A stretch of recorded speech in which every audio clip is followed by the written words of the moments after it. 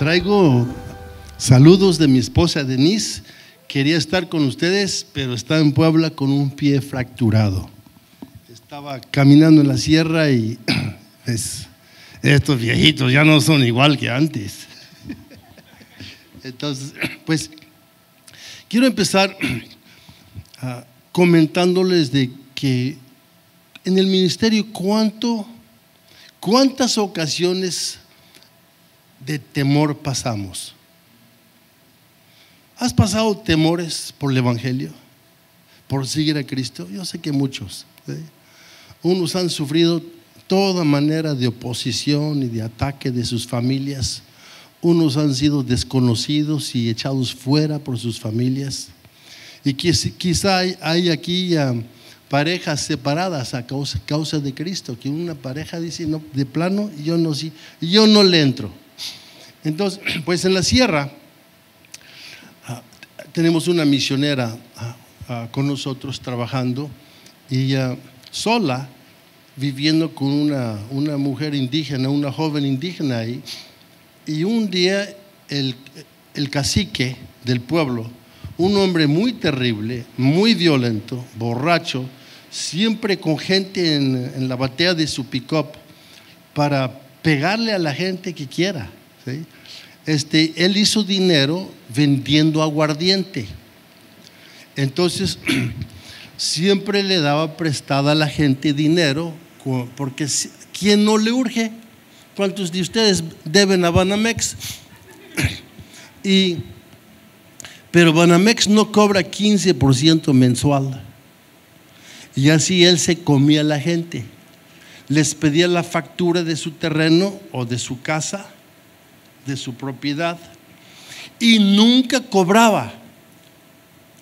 Siempre quedaba la deuda corriendo, acelerando 15%, 15%, 15%. Su interés no era la casa ni el terreno, sino poder. Y manejaba a la gente así con un temor. Y un día vino y se atravesó en la pick-up con Marina y Magdalena y las amenazó y dijo: yo me dejo de llamar don Tomás si a la hora de mañana no están ustedes fuera. Y Marina, temblando, qué humanos somos, ¿verdad? ¿Dónde está Daniel en la cueva del león? Y regresó a la casa pensando, orando, meditando, ¿qué hago? Y el Señor le puso la historia del Antiguo Testamento de Abigail, que su marido había ofendido al rey David, y David estaba furioso, se pasó, ahí sí se enojó y quería matar al hombre y toda su gente. Y Abigail mató cabras, hizo panes, hizo pasteles y le llevó este regalo al rey David. Y en otras palabras, como que le dijo: pues perdona mi necio marido. Marina le hizo una comida, una excelente comida para este hombre. Y ella primero lo probó, le dijo: para que veas que no tiene veneno. ¿Sí? Y él probó y le vio las lágrimas bajar del rostro. Y ella lo amó. Vio en este hombre uno de mucha necesidad, que no había conocido amor en su vida. Hizo un estanque grande, hasta la primera fila ya, y 3 metros de hondo para agua, para la sequía. Y porque a él sí no le iba a faltar agua cuando viene la sequía, pero no compartía con nadie. Entonces cada año no faltaba que le tiraban un perro o un gato muerto en el estanque. Entonces él tampoco podía tomar el agua. Entonces aquí está recibiendo de esta mujer un guiso y que nadie en la comunidad jamás lo había hecho. Y pues es una larga historia. Con el tiempo se convirtió. Él era un hombre paralítico, déjame decirles, ¿sí? Robando electricidad de la comisión para una fiesta, se cayó por un toque y de la escalera cayó y se quedó paralizado. Y un hombre machillo, pero y Marina y Magdalena todos los días le hacían curación de unas llagas terribles en la pompis a causa de la infección. Pero él tenía el vicio de alcoholismo y siguió este alcoholismo y se empeoraba hasta que entrando en el hospital le tuvieron que amputar hasta el miembro masculino. Ahora sí, este machín, cómo el Señor sabe humillar, pero traer un hombre finalmente al Señor y vencer el temor en nosotros. Vamos a ver, por favor, Primero de Reyes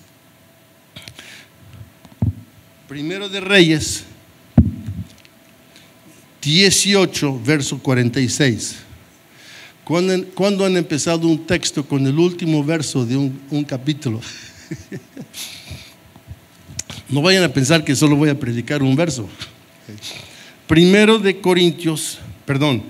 Reyes 18, verso 46. Ustedes bien conocen la historia de Elías enfrentando los falsos profetas de Baal y profetas falsas de Israel. El rey Acab y su esposa Jezebel habían entregado la nación a la adoración de Baal. Entonces, Elías es mi profeta favorito, porque ¿cuántas veces no han querido ustedes llamar fuego del cielo y echarse unos profetas falsos? ¿Sí? Pues no, estos sí,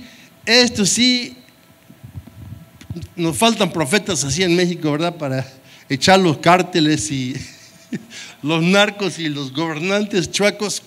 Pues mira, pero hay que empezar en casa.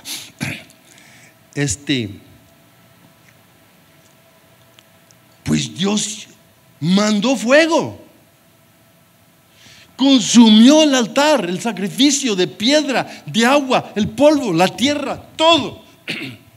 Y no sé cuántos toneles de agua se habían echado. Y todo Israel, dice el verso 28 del 18:39, cuando todo el pueblo lo vio, se postraron sobre su rostro y dijeron: el Señor, el Dios, el Señor, el Dios. Todo el pueblo. ¡Wow! Un avivamiento. Se arrepiente el pueblo, vuelve al Señor y él, ¡oh! ¿Sí? ¡Qué día tan glorioso! Entonces, pues termina el capítulo diciendo, el 46, y la mano del Señor estaba sobre Elías, quien, ajustándose el cinturón, corrió delante de Acab hasta Jezreel. Esos son como 40 kilómetros. Corrió.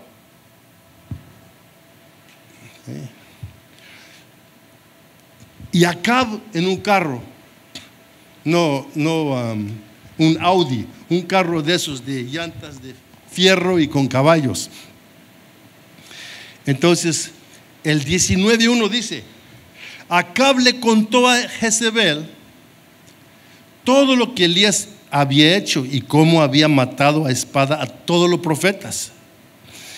Entonces Jezabel envió un mensajero a Elías diciendo: así me hagan los dioses y aún me añadan, si mañana a estas horas yo no he puesto tu vida como la vida de uno de ellos. Elías tuvo miedo. Mira qué pasó.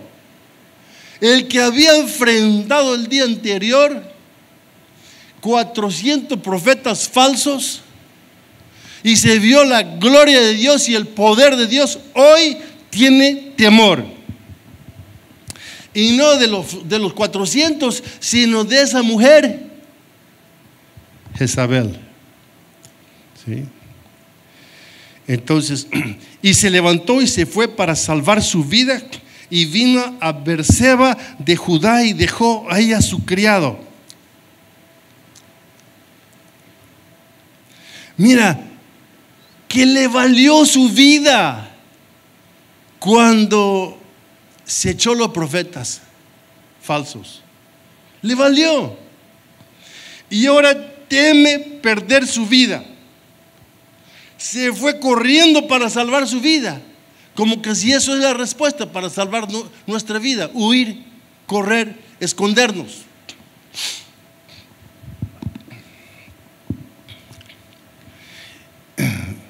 Dejó su siervo.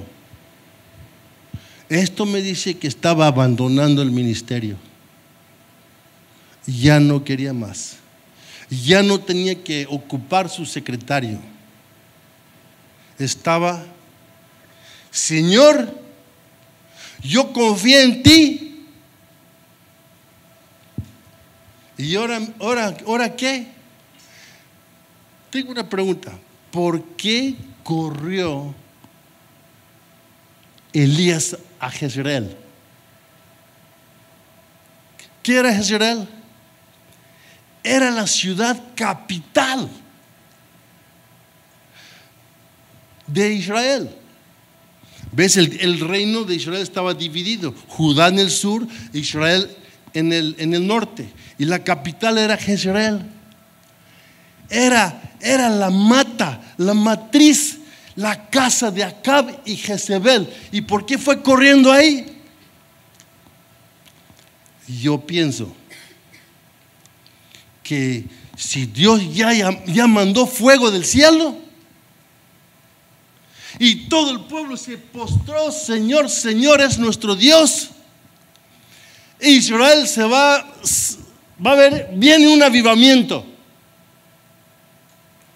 Este seguramente es el plan de Dios, un avivamiento para esta ciudad pagana.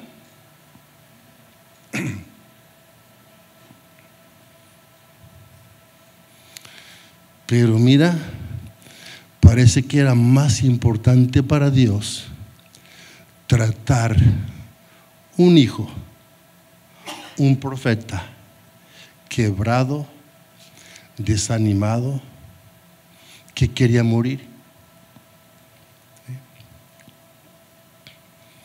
Dejó su criado y anduvo por el desierto un día de camino y vino y se sentó bajo un arbusto.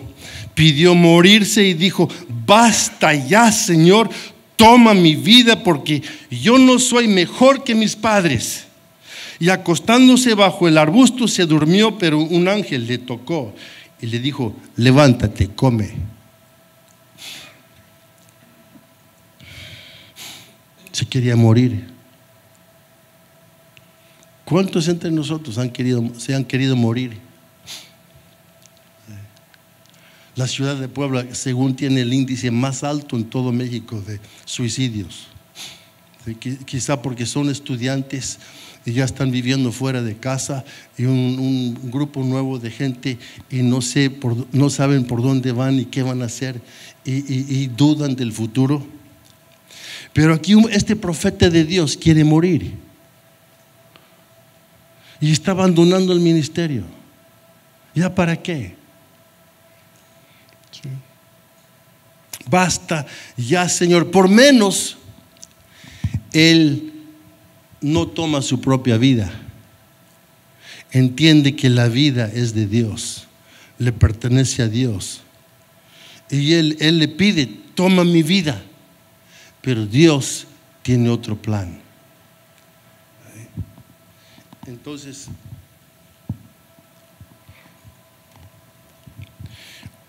un ángel le tocó y le dijo: levántate, come. Entonces vio que en su cabecera había una torta cocida sobre piedras calientes y una vasija de agua. Comió y bebió y volvió a acostarse.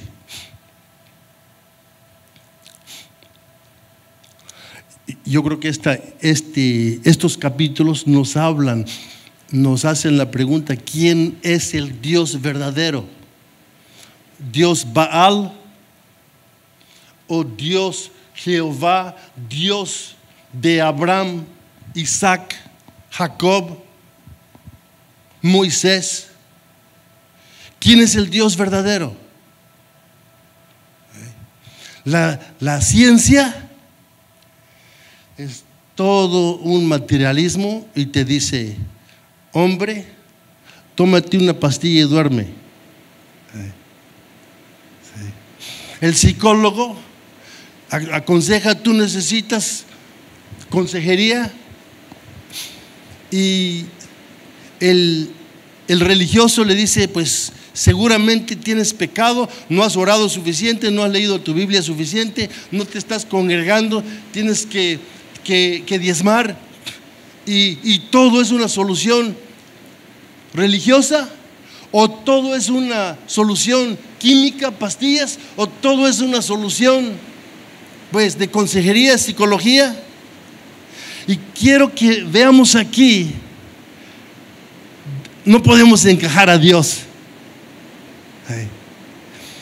Él trata el hombre como carne, espíritu, alma.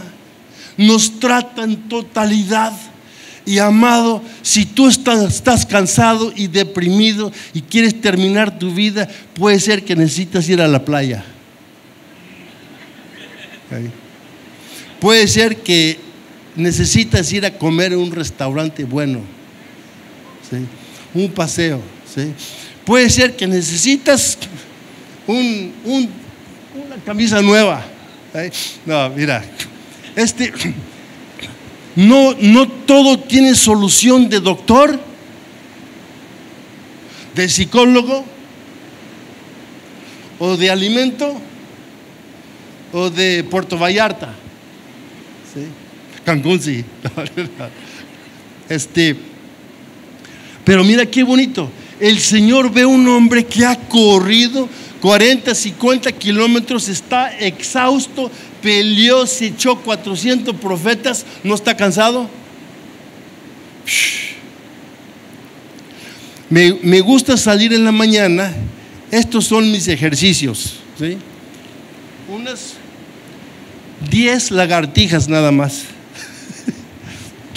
Entonces me voy calentando un ratito así, unos 30 segundos, y entonces hago unas sentaderas de como de 1 minuto, ¿sí? ¿Sí? Y entonces hago el sprint. El sprint me dicen que vale más que 3 o 4 kilómetros que corres, y corro con todo lo que tengo, con todo. 30 segundos. No sé por qué lo hago. Me da unas ganas de vomitar y de morir, y pienso: ¿por qué lo hice? 30 segundos y solo hago uno. ¿Saben que mi esposa hace 7? Pero creo que no le da todo. Bueno, déjame decirles que ella tiene 65 años y está en mejores condiciones que cuando la casé. Ya ves cómo las mujeres necesitan un marido que las trae así. Bueno, entonces, pues el Señor, muy tierno, ¿sí?, no regaña, no condena a este hombre que se ha desesperado de la vida y que ha abandonado el ministerio. Escúchame bien, que ha abandonado el ministerio y no ve ningún futuro. ¿Qué tipo de fe es esto? El Señor no lo regaña, no lo condena, y no te condena a ti tampoco, ¿sí? Si te volteas por ahí, de repente vas a ver unas piedras de brasa y te hizo un buen guiso, ¿sí? Dile gracias a tu esposa. Le hizo el pan y le dice: duérmete, duérmete. Muchos pastores abandonan el ministerio, gente en la congregación abandonan simplemente porque están cansados. No saben, no se miden, ¿sí? Y tenemos que ser sabios por ese lado, ¿sí? El 7 dice: el ángel del Señor volvió por segunda vez, lo tocó y le dijo: levántate, come, porque es muy largo el camino para ti. Y se levantó y comió, bebió, y con la fuerza de aquella comida caminó 40 días y 40 noches hasta Horeb, el monte de Dios. ¿Sí? Pues sin duda, él no comió porque tenía tanta fuerza ese pan. Era algo sobrenatural del Espíritu Santo que le dio esa fuerza de caminar 40 días y 40 noches, ¿sí? Y se levantó pues y comió, bebió, y con la fuerza de aquella comida caminó 40 días. ¿A cuántos de nosotros se nos ha ocurrido ayunar 40 días? En la secundaria, mi hija Alexa quería ayunar 40 días en Puebla. Le dije, porque unos lo estaban haciendo, le dije, para nada. Y me rogó y me pidió, insistió y quería, porque así tenía ella corazón para Dios. Y por fin le dije, bueno, que sea un ayuno, pero nada más, pero que no dejas de tomar líquidos, así como fruta y verdura. Y lo hizo. Pero con ese ayuno, está curioso, no sé cuántos nutriólogos hay aquí, bloqueó su sistema como físico, que ya avisa hambre, de modo que cuando empiezas a comer retienes todo. Y en la prepa engordó algo. Ya estaba gordita mi chiquita, ¿sí? Y ya cuando en la universidad se fue a servir un año en Burkina Faso, en África, se enfermó de hepatitis. Y en esos 15 días que estaba en el hospital en Burkina Faso, murieron 3 personas en el hospital de hepatitis. Y nosotros acelerando a ver cómo regresarla a México. Y cuando yo la vi, mira, con 15 días de hepatitis, cuando yo la vi en el aeropuerto, que la sacaron del avión en camilla, lloré, porque estaba ya tan flaquita, era un huesito. Y seguramente era ese ayuno que después tuvo el resultado de inflarla un poco, engordarla un poco, que con eso se defendió porque tenía un poco de reserva. Entonces empezamos a ayunar, ¿sale? Bien, pues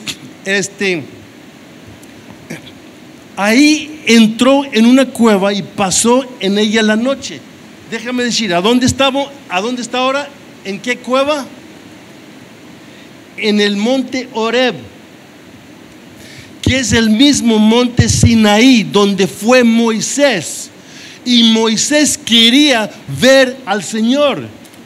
Y el Señor le dijo, ponte ahí. Y el Señor lo guardó en la peña de una roca, en una cuevita, en una peña. Y ahí pasó el Señor. El Señor se reveló. Ahora aquí vemos que pasó aquí. Y mira, el Señor viene a la cueva y le dice, ¿qué haces aquí, Elías? El Señor nos pregunta a nosotros, ¿qué haces aquí? ¿Qué haces aquí? ¿Crees que el Señor nos hace preguntas para averiguar porque necesita Él información? No. Pero muchas veces, pues a todos nos pasa que andamos tan acelerados que no evaluamos nuestra vida. Pasamos años sin evaluar nuestra vida, sin preguntar, ¿a dónde vamos? ¿A dónde voy? ¿A dónde voy a estar en 5 años? a dónde voy a estar en 10 años. Siempre cuando regreso de la Sierra de Veracruz, levanto maestros que están en la carretera, en las casetas pidiendo ride, y levanto comerciantes ambulantes, y nos ponemos a preguntar, a hablar, y ellos no tienen idea. Les pregunto, en caso que muriera usted hoy, ¿a dónde irías? Y esta conversación empieza porque les pregunto que a ustedes como maestros, oye, pues ustedes están preparando una futura generación de México, gracias a Dios por su vida, ¿sí? ¿Has leído el libro más importante, la Biblia? No conocen ese libro. Y les pregunto, ¿quieres sacarlo de la guantera? Y léeme unos versos. Juan capítulo 1, por ejemplo. Y empiezan a leer la primera página y les pregunto, ¿qué les parece? Todos me dicen, no le entendí nada. ¿Te das cuenta que este libro se trata de Jesucristo, el Hijo de Dios, que vino en una misión muy urgente a buscar al perdido y salvarlo? Le digo, ¿sabes que estamos perdidos sin Cristo? No somos los buenos que pretendemos, somos canijos, somos malos, ¿sí? Tú estás diciendo que yo soy buena gente porque te estoy dando un aventón. Le dije, no, amigo, yo necesito a Jesucristo, un Salvador. Y Él nos habla, en el principio era el Verbo. ¿Y quién era el Verbo? Y no tienen ni idea. Leyeron el capítulo. ¿Y por qué? Pablo nos dice que el hombre natural no entiende la palabra de Dios. Pero empezamos a hablar y a veces me vuelvo a encontrar las personas en otras semanas y volvemos a hablar el tema. Pero el Señor le preguntó, ¿qué haces aquí? Y en vez de preguntarle, ¿sabes a dónde vas cuando mueres? Yo les pregunto, ¿se te ha ocurrido, has pensado, has considerado a dónde vas como cuando tú te mueras? Y no lo han considerado. ¿Por qué? ¿Saben qué? El hombre natural huye preguntas así, porque no puede enfrentarse con esa realidad de que no está en control de su vida. Entonces es más fácil darle la vuelta a esas preguntas. Y el Señor le dice, ¿qué haces aquí? ¿Qué haces aquí? Y él dice,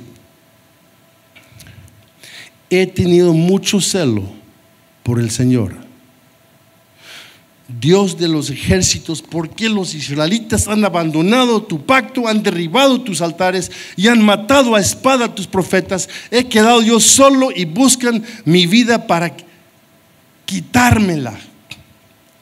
En 2 ocasiones en este capítulo, él dice, he tenido celo. Mira el verso 14, he tenido mucho celo por el Señor, Dios de los ejércitos, porque los israelitas han abandonado tu pacto, han derribado tus altares y han matado a espada a tus profetas. He quedado yo solo y buscan mi vida para quitármela.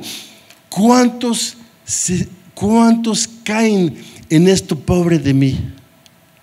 He servido en la iglesia y ni se dan cuenta, y qué he recibido y qué gracias me han dado, qué agradecimiento, ingratos todos. Y un día se arrodillan y dicen, el Señor es Dios, y al otro día están en la feria. ¿Y dónde están para la oración? Y conozco un misionero aquí en México con muchos dones.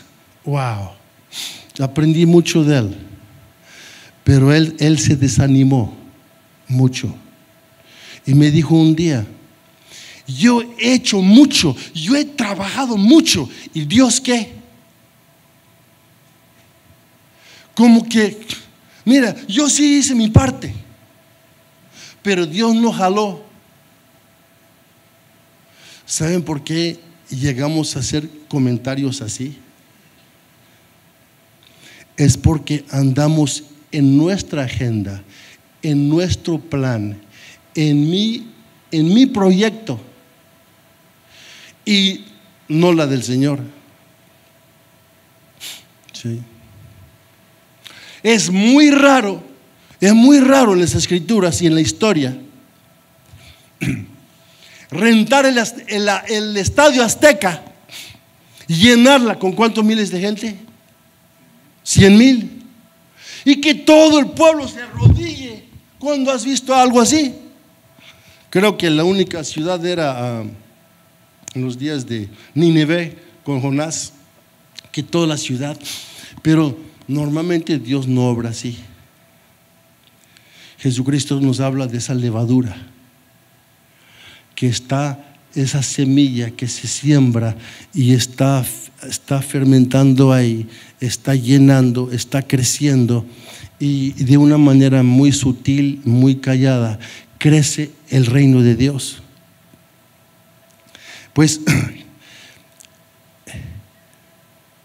aquí ves, me hace recordar Pablo en Corintios, donde dice que esa iglesia tenía mucho celo para el Señor, pero poca sabiduría. Y el Señor le pregunta: ¿qué haces aquí? Y él dice: he tenido mucho celo por el Señor y me he quedado solo. Más adelante vamos a ver que habían otros 7,000 que el Señor había guardado. Pero somos un pueblo social. Necesitamos el uno al otro. No podemos decirle al ojo, a la mano, que no te necesito. Y vienes aquí a la congregación los miércoles, los domingos, preguntándole al Señor: Señor, muéstrame gente sola. Llévame, Señor, a un joven, a una chica, un anciano, una viuda sola, un enfermo solo. Mi esposa leyó el libro de una mujer de cirujana, ¿cómo se dice? Plastic surgeon. Cirugía plástica, gracias. Y cómo su marido la dejó en un accidente porque se quemó todo y quedó todo cicatrizado.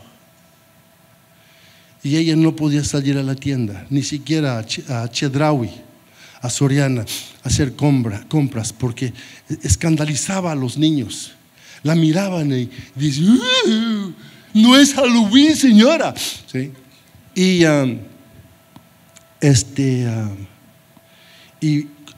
no tenemos idea cuánta gente está encerrada en sus casas aquí en Monterrey.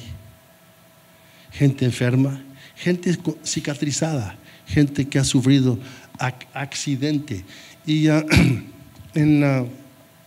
gente que realmente necesita un toque. Ven aquí la respuesta de Dios. Dice que el ángel le dio de comer y le tocó.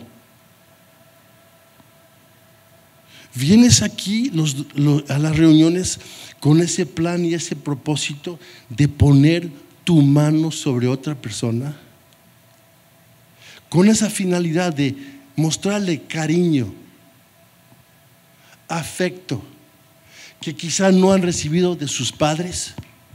En los congresos de jóvenes a veces abrazamos a los jóvenes, es un tiempo de administración, y cómo se quiebran en estos chavos. Ustedes lo han visto, cuántos se quiebran. Pero ¿por qué en los congresos? ¿Qué no lo estamos haciendo en nuestras reuniones? ¿Un abrazo? ¿Sí? ¿Un abrazo? ¿Sí? Hay personas en la congregación que sí lo hacen, ¿verdad? ¿Sí? Yo sé que sí. Pero les digo, es para todos. De ser hermano y hermana a nuestro prójimo, de ser, y los mayores, de ser padre y madre a los menores. ¿Sí? Y así lo disfuncional de la familia se suple y es transformada por una familia sana aquí en la iglesia de Dios.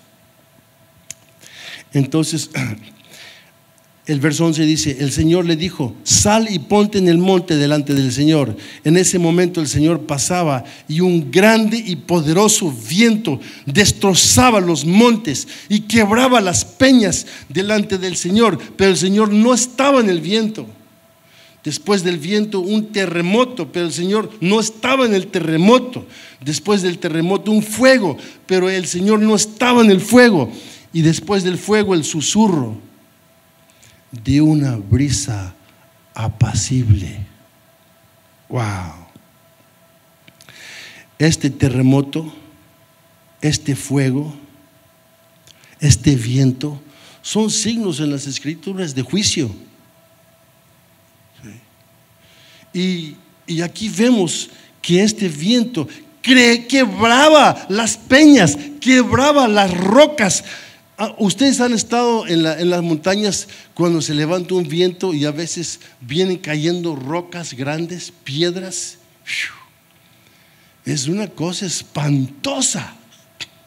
Tan solo una piedra de este tamaño, mira, 1 metro cuadradito, cayó, vino de 10 metros para abajo en la sierra y mató a un hombre.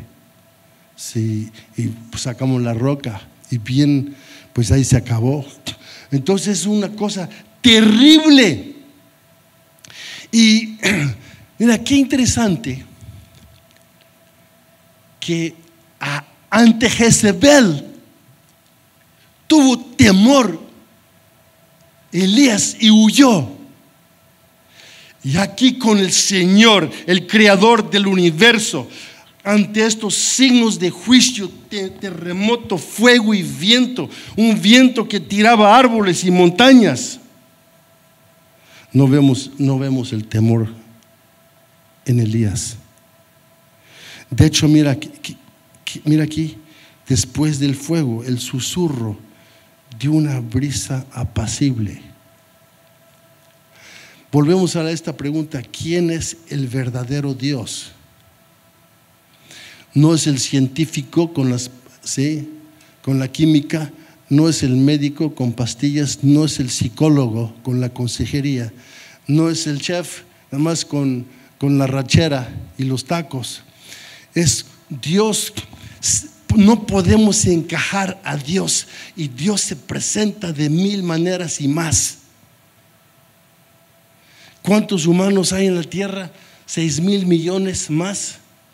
Y cada uno tiene una huella distinta, un iris en el ojo distinto. Cada uno, cada granito de nieve es distinto. Cada estrella en el universo es distinta. No le podemos cambiar a Dios ni ponerle en un cajón de ¿qué va a hacer ahora con este enfermo? ¿Qué va a hacer ahora para suplir mi hijo que necesita para la colegiatura? Ahora, ¿qué va a hacer para, pues necesitamos casa y camioneta? Y para Elías, él había sido celoso, trabajador, se arriesgó la vida, luchó, se echó los profetas. ¿Y Dios qué? ¿Qué hizo él? Hay un libro titulado Cuando Dios no escucha. ¿Habrá una ocasión que cuando Dios no escucha? A veces nosotros no escuchamos. Y eso sí sería interesante a ver por qué. Pero Dios escucha, y Dios hace preguntas, y Dios escucha. Y mira aquí, le vuelve a preguntar: ¿qué haces aquí? Y él vuelve a decir: he tenido celo y estoy solo. ¿Sí? Pero quiero volver a este pasaje del viento, del fuego y del temblor. ¿Se acuerdan lo que Jesucristo sufrió en el Calvario? Sí. Un temblor terrible. Sí. Ese juicio, ese fuego, ese temblor, ese viento, ese destrozo de piedras no afectó a Elías, pero a Jesús sí. Lo mató,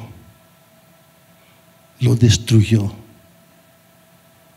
Dijo Jesús: yo no vine a traer condenación, yo vine a salvar. Yo he venido a soportar el juicio. Yo he venido a tragarme esa muerte en tu lugar y por ti. Y por eso, amados, yo no me avergüenzo de predicar el Evangelio con toda criatura, porque es el mensaje más increíble, que Jesucristo sufrió, tomó sobre él esa destrucción, esa muerte por nuestro pecado. Por su sangre paga nuestro pecado, paga nuestra indolencia, nuestra rebeldía, paga todo. Y a aquel que cree, él declara: justificado es. Yo lo perdono. ¿Sí? El Señor viene a nosotros de muchas maneras. ¿Se acuerdan en el Nuevo Testamento? La conversación entre el hombre rico allá en el infierno, en Hades, mirando a Abraham en el cielo, mirando al hombre Lázaro, el que había muerto, y le dijo: por favor, dice el hombre rico que está sufriendo, por favor, envía a alguien a la casa de mis hermanos, mis 5 hermanos, porque seguramente ellos sí creerán si alguien que vuelva de la muerte les hable. ¿Y cuál fue la respuesta? Ellos tienen a Moisés y los profetas. El Señor nos está poniendo énfasis aquí sobre un temblor, sobre sobre rayos y temblores como en Sinaí, y como conoció Elías aquí en Primero de Reyes. El Señor le dijo: pues ellos tienen los profetas, ¿sí? Tienen Moisés. Y amados, nosotros tenemos uno aquí entre nosotros mucho mayor a Moisés, mucho mayor a Salomón. Tenemos a Jesucristo, y no nos podemos quedar callados. Ay de mí si no predico el Evangelio, dice Pablo. Yo creo que podemos contar Pablo como uno de los 6, 7, 8 más grandes hombres en toda la historia que ha impactado el mundo. Y él dice: ay de mí si no predico el Evangelio. Me es impuesto compartir este Evangelio, porque es salvación para todos aquellos que creen en él. Y eso tiene que ser nuestra carga, tiene que ser nuestra urgencia. ¿Sí? Felipe le pidió a Jesús: muéstranos el Padre. Y Jesús le dijo: he estado contigo 3 años, ¿sí? Y me haces esa pregunta, ¿sí? Me conoces de mí, me conoces al Padre. Yo y mi Padre somos uno. Mira las distintas maneras en que Dios se manifiesta. ¿Quieres conocer a Dios en la peña, con el viento y el temblor y los rayos sobre el monte Sinaí? ¿O quieres conocer la revelación que tenemos de Dios en Cristo Jesús? Ese hijo pródigo que regresó después de haber echado a perder todo, ¿sí? Y el Padre, ¿sí? Mira la revelación: la revelación bíblica de Dios como padre que ve de lejos su hijo y va corriendo, corriendo, y creo que viendo lo asqueroso y cochino y apestoso por estar con los marranos, ¿sí?, llama a su siervo y dice: trae la mejor túnica de la casa. Y yo creo que lo que aquí el padre está haciendo es que está cubriendo a su hijo, lo está protegiendo contra los chismosos y la gente habladora del pueblo, que cuando ven llegar el hijo lo ven todo deshecho por esa vida desparramada entre cerdos. Pero el Señor cubre al hijo, protege al hijo. Sí. En la Biblia pues vemos que se saca a la luz el pecado del que no se ha perdido, de lo que no se arrepiente. Pero vemos aquí a Dios Padre cubriendo al hijo, protegiendo al hijo, así como ha hecho con nosotros. Cuando venimos a Jesucristo, nos damos cuenta cuán grande es mi pecado, cuán vil soy. Dijo Pablo: yo soy el más vil de los pecadores. Terrible es nuestra ofensa ante el Señor. Pero en ver al Señor vemos una gracia mucho más grande que nos imaginamos, un amor que nos abraza y nos cubre, nos perdona y deja todo eso atrás.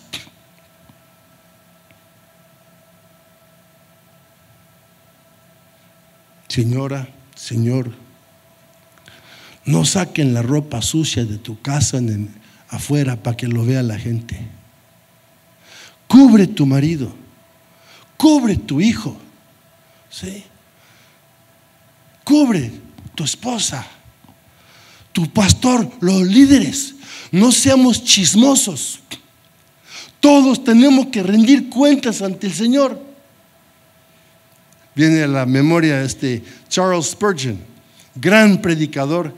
Dijo: ¿cuánta gente se queja de los chismosos y de lo que andan diciendo de ella? Y contesta Charles Spurgeon: qué bueno que no conocen la verdad. Andan puro chisme ahorita, pero qué bueno que no conocen la verdad. Y es el Señor que conoce nuestro corazón y nos perdona.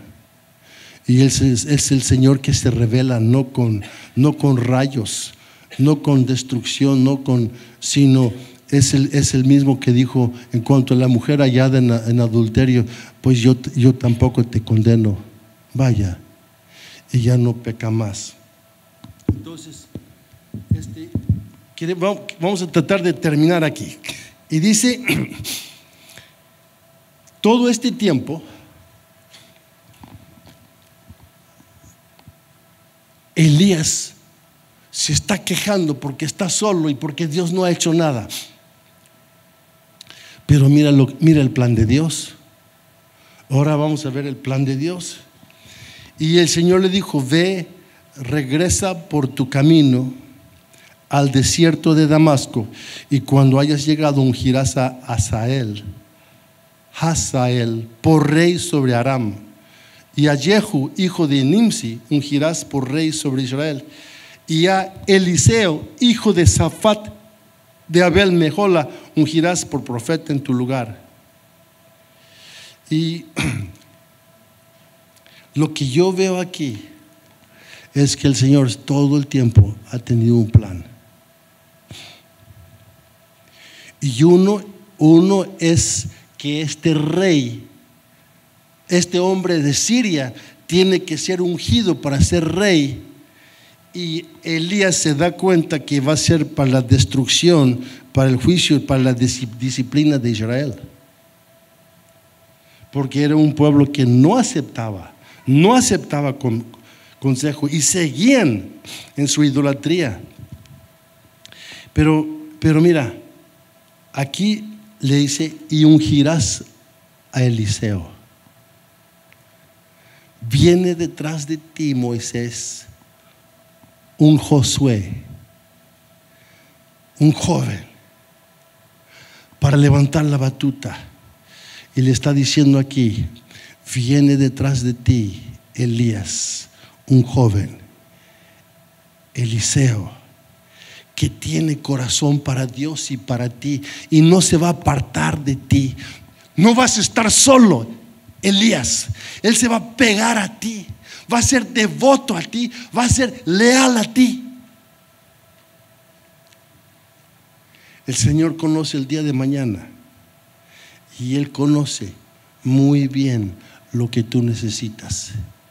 Y ha estado obrando, está obrando. ¿Sí?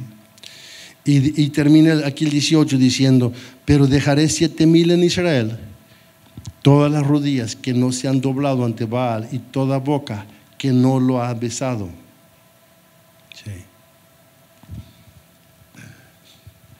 ¿Cuáles son tus temores? ¿Cuáles son tus temores? El Señor nos dice, no tienes por qué huir. Ven a mí, tráeme tus cargas. Sí. Mi yugo es ligero, dice el Señor. Sí. Tú no tienes que llevar todo eso.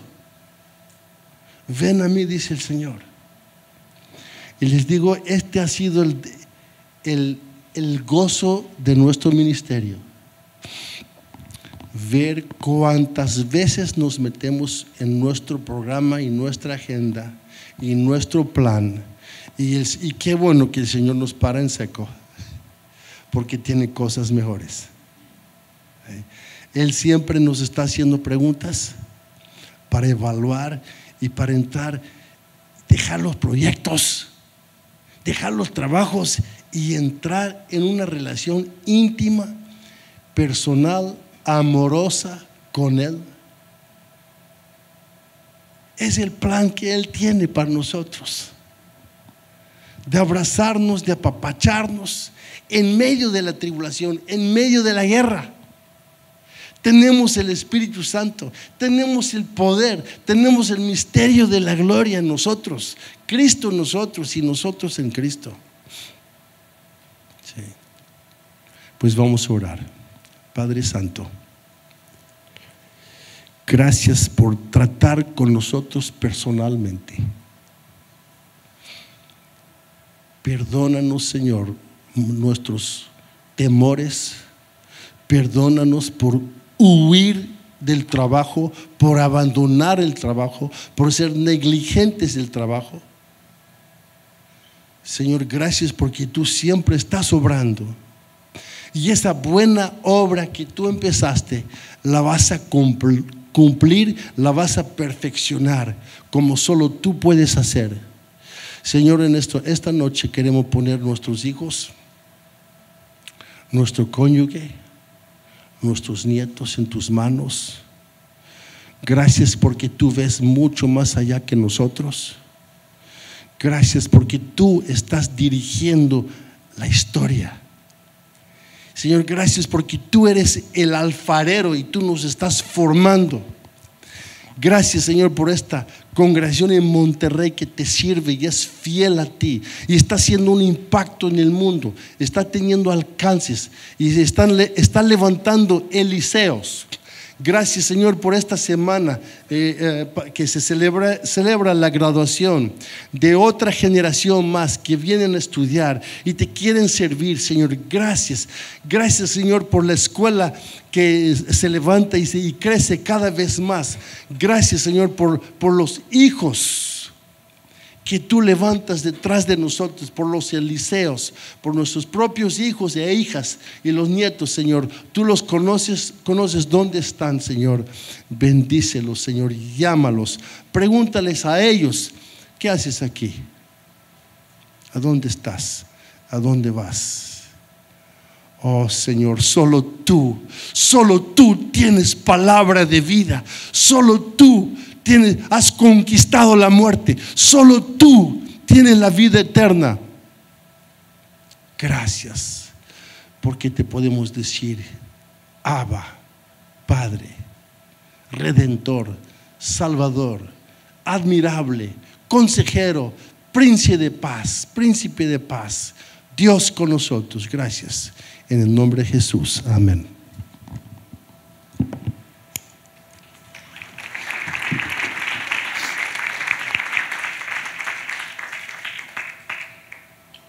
Gracias, Liz.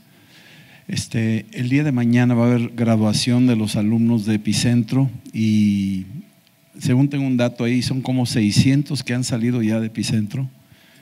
Es un milagro eso, decir ese dato. Y hay una camada nueva, creo que son más de 50 alumnos que se van a graduar el día de mañana. Yo les voy a pedir que estén orando. Mañana vamos a tener a las 11 un tiempo de ministración entre los pastores y el equipo del consejo y también algunos maestros que nos van a acompañar para ministrar. Le pido a Dios que nos dé un manto profético ahí para darles palabra profética a cada alumno.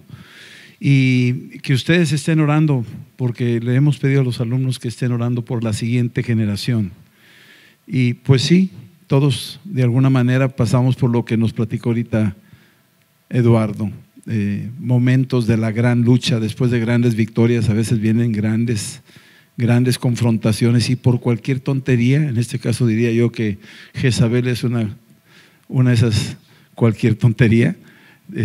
Tuvo temor de ella y huyó, y nosotros tenemos que estar listos para no dejarnos intimidar, ¿sí?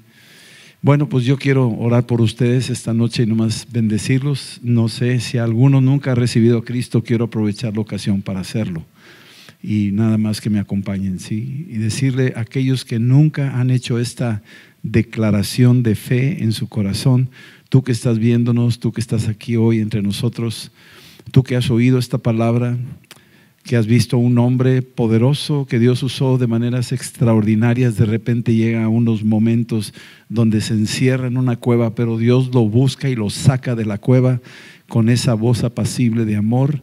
Así el Señor esta noche también quiere hacer un milagro en tu vida, quiere entrar, quiere sacarte de tu cueva, quiere llevarte a salvación. Y tú puedes decirle en estas palabras sencillas a Cristo que venga a tu vida y decirle: Señor Jesús, perdóname por todos mis pecados y lávame con tu sangre, la que derramaste en la cruz por amor a mí. Y yo abro mi corazón y te pido que vengas a mi vida y me salves. Declaro esta noche que Jesucristo es mi Señor y que Él me ha perdonado y que hoy soy hijo de Dios. Gracias por levantarlo de entre los muertos. Gracias que enviaste tu Espíritu Santo. Ven a mi corazón y lléname de tu poder, de ese mismo espíritu que Elías tuvo y que lo pasó Eliseo. Ahora pásalo a mi vida, Señor. Lléname de tu Santo Espíritu y úsame para extender tu reino en Cristo Jesús. Amén. Amén y amén. Dios les bendiga, que pasen buenas noches y nos vemos, Dios primero.